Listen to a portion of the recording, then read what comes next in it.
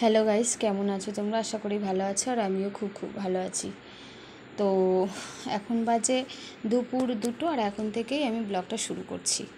আর দেখো, বৃষ্টি আজকে সকাল থেকে খালি বৃষ্টি হচ্ছে আর রোদ হচ্ছে, আর জামা কাপড় তুলছি আর মেলছি। এই যে কি জ্বালা, বর্ষাকাল আসলেই এরকম, জামা কাপড় তোলো আর মেলো, আর তা না হলে ভেজা ভেজা জামা কাপড় ঘরের ভিতরে রাখো। এদিকে ভাত বাড়তে বলে এই যে শুয়ে রয়েছে, আয় ভাত খাবি আয়, এই যে গেম নিয়ে বসেছে।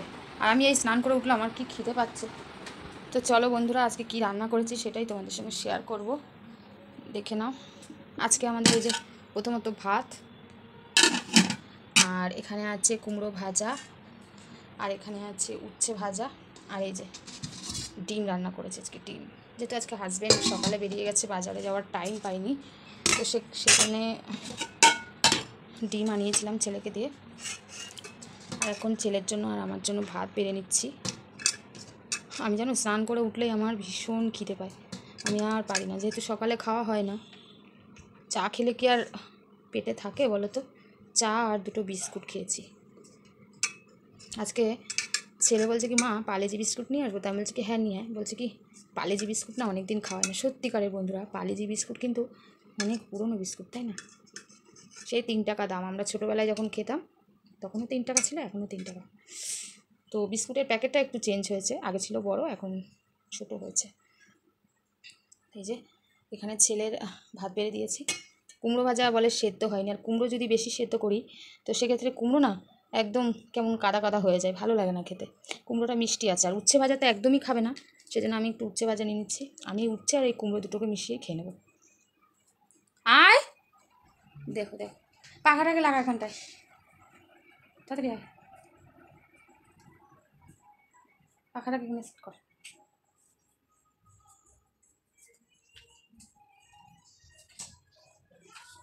এই পাখা নিয়ে আমি বারান্দায় কাজ করছিলাম। দেখো আমার পাখা রাখার টেবিল, এখানে ভালো পাখাটা রাখা যায়। এই যে পাখা চলে গেছে, খেতে বসবো। এই যে খাওয়া চালু করে দিয়েছে, আর এখন চাইছে, বলছে ডিমের ঝোল দাও। যে কোনো তরকারি আমার একটু ঝোল না হলে চলে না, আমার যেন মনে হয় আমি কিছুই খাইনি, আমার গলা আটকে যায়। ঝোলটা আমার মাস্ট। ঝোল চেয়েছি, ঝোল দিয়ে দিয়েছি ছেলেকে, এবারে চিল্লাবে। কিছু বলবি না তো? একদমই ঝোল খায় না। তো চলো খাওয়া দাওয়া সেরে তারপর আবার তোমাদের সঙ্গে কথা হচ্ছে। খাওয়া দাওয়া করে একটু বসেছি জানলার দিক দিয়ে, দেখি ঝরঝর করে বৃষ্টি নেমেছে। গেলাম, এই যে জামা কাপড় তুলে দিয়েছিলাম, জামা কাপড়গুলো সব ভেজা, সকালে ছেলে কেচে দিয়েছিল। তা কতবার যে উঠালাম আর মেললাম কোনো ঠিক নেই। বর্ষাকাল আসলেই এই চিন্তা, তোলো আর মেলো, আর বাইরে যেতে যেতে আর পারি না। তো চলো এগুলোকে এখন মেলে দিই। হালকা ভেজা আছে, পাখাটা হয় দিয়ে দিলাম, এগুলো সব প্রায় শুকিয়ে যাবে, আর কোনো অসুবিধা হবে না, আর বাইরে আর মেলবো না। আর এদিকে দেখো আমার ছেলে বসে বসে কাঁঠাল খাচ্ছে। আমি একটু শুয়ে শুয়ে ফোন দেখছিলাম, তো একটু চোখ লেগে এসছে। বাইরে দেখি খুশখাস আওয়াজ হচ্ছে, এসে দেখি বারান্দায় বসে বাবু এখন কাঁঠাল ভেঙে খাওয়া শুরু করে দিয়েছে। কাঁঠাল খুব ভালোবাসে খেতে, এখন আগে খেত না, এখন ওর খুব ভালো লাগে কাঁঠাল খেতে। তো ওর জন্যই সকালবেলায় এই কাঁঠালটা একজনে দিয়ে গেছে, কিনে নিয়েছি তার থেকে। এই যে আমাকে বলছে মা খাবা? আমি বলছি না আমি খাবো না, আমার খেলে গ্যাস হয়, তবু আমি একটা নিয়ে পরে খেয়ে নেব। বলছে আর ভাঙবো? আমি বলছি কি না না আর ভাঙিস না, আর এই নিচের দিকটা পেকেছে, আমি বললাম এদিক থেকে খুলতে পারতিস, যেদিকে পাকা সেদিক থেকে খুললে ভালো হতো। ও ওপরের দিক থেকে খুলেছে, সেদিকে খুব একটা ভালো পাকেনি, তো কাঁঠালটা ছিল খাজা। আর এদিকে দেখো বৃষ্টি আবার চালু হয়ে গেছে, থেকে থেকে বৃষ্টি হচ্ছে, আবার রোদ্দুর হচ্ছে। এই যে তো আমি একটু বাইরে আসলাম একটা জিনিস দেখাতে। দেখো গাছে কী সুন্দর একটা সাদা টগর ফুল ফুটেছে। এখানে অনেক ধরনের ফুল গাছ আছে, আমি আগেও দেখিয়েছি তোমাদেরকে। এই দেখো টাকন্দ গাছে ফুল হয়েছে, আর এই যে পাথরকুচি গাছের মতন একটা ফুল গাছ, এখানে লাল মতন ফুল হয়, তো এখন সিজন না, ওই জন্য ফুল ফোটেনি। আর এই পদ্মটা সাদা কালার, পিঙ্ক কালার, নানা রকম কালারের পদ্ম হয়। আর তারপর চলে আসলাম ঘরে। দেখো ঘরের কি অবস্থা, দুপুরে যেহেতু শুয়েছি আর এলোমেলো হয়ে রয়েছে। আর এই যে কতগুলো জানলা দরজার পর্দা কেচেছি, সেগুলোকে লাগাতে হবে। শাড়ি পরে নিয়েছি একটু। তোমরা তো সবসময় ব্লগে আমাকে নাইটি পরেই দেখো, তো বেশিরভাগই আমি নাইটি পরেই থাকি বাড়িতে সারাদিন। তো সেইভাবেই আর কি ভিডিও শ্যুট করা হয়। আর এখন বিকালবেলা একটু রিলস বানাবো বলে এই যে একটা সুতির শাড়ি পরে নিয়েছি। আজকে যেহেতু একটু গরম আছে, তা বলো কিন্তু কেমন লাগছে। ওকে, তো এখন বাইরে একটু রোদ্দুর উঠেছে, তো চাদরটা ভেজা রয়েছে, একটু মেলে দিই। একদমই চাদরটা মেলা হয়নি, ভেজা সেই অবস্থায় রয়েছে ঘরে। তো ভাবছি একটু মেলা যাক, তাহলে চাদরটার একটু হালকা হলেও শুকাবে। তো চলো মেলে দিই।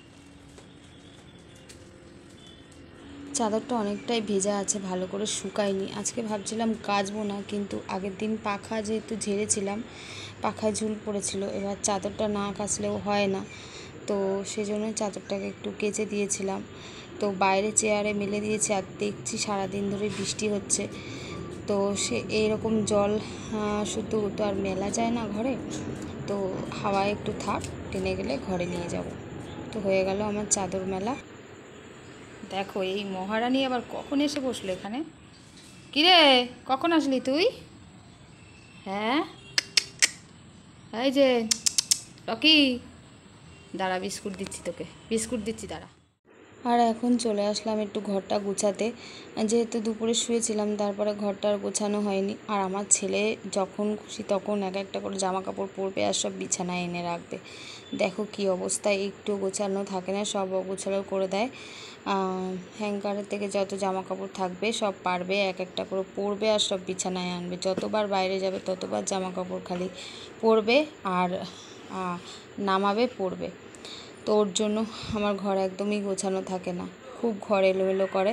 ছোটোবেলায় এরকম করতো না, এখন বড় হয়েছে আর এইরকম হয়েছে। ছোটোবেলাতেই আমি শিখিয়েছি সব কিছু, কিন্তু কি জানি না এরকম করে কেন। একদম গোছানো জিনিস একদম দেখতে পারে না, আর ওর কাজও খুব এলোমেলো। বইগুলো পড়বে, পড়ে এই খাটের উপরে রেখে দেবে। আমি এখন বক বক করছি আর গোছাচ্ছি, ওর উপর বক বক করছি আর গোছাচ্ছি। তো সেগুলো অরিজিনাল ভয়েসগুলো তোমাদেরকে শোনালাম না, আমার খুব রাগ হচ্ছিল, ওকে বকাবকি করছি।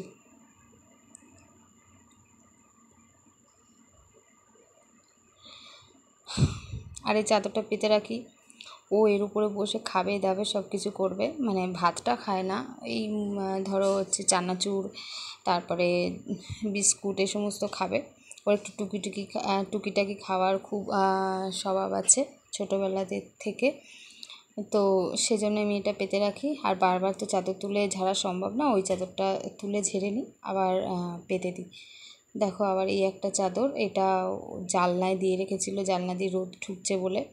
আমি বললাম জানলার পর্দাগুলো লাগা, তো কিছুতেই লাগালো না। এখন বেরিয়েছে কোথায় ওর বন্ধুর সাথে ঘুরতে। তারপর আমার খুব গ্যাস হচ্ছে, গলা বুক জ্বালা করছে, ভালো লাগছে না, তো একটু জোয়ান খেয়ে নিচ্ছি। এই জোয়ান খেলে একটু গ্যাসটা হয়তো কমবে।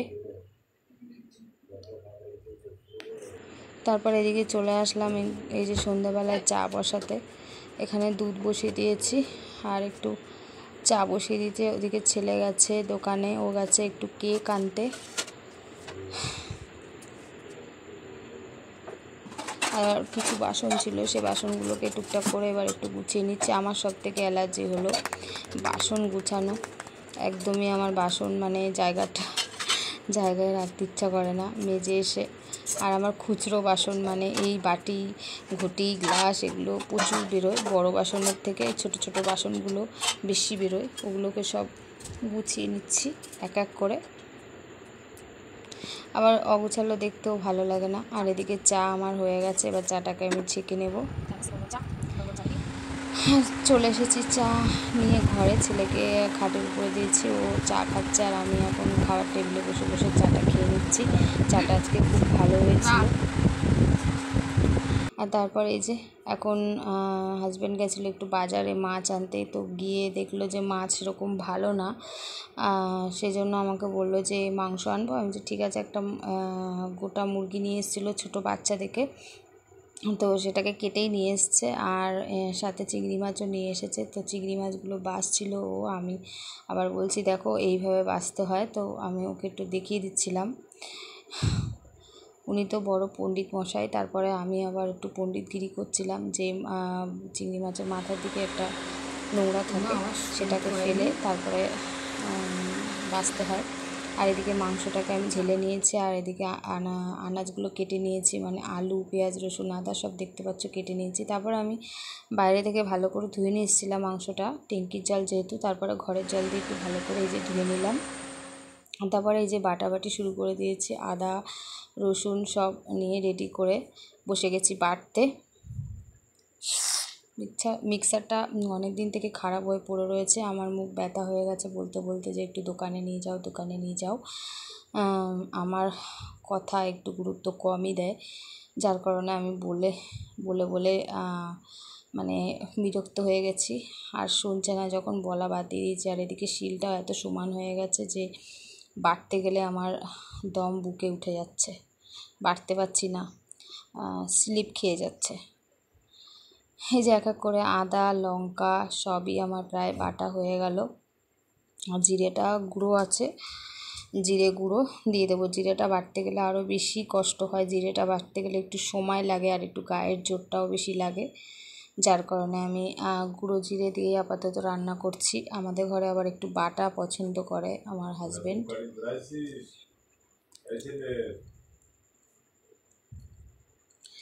আর এখন বাটা হয়ে গেছে, এখন আমি প্লেটে করে তুলে নিচ্ছি। তারপরে এই যে মাংসটাকে ম্যারিনেট করে একটু ঢেকে দেব, সব কিছু দিয়ে এখন ম্যারিনেট করে নিচ্ছি।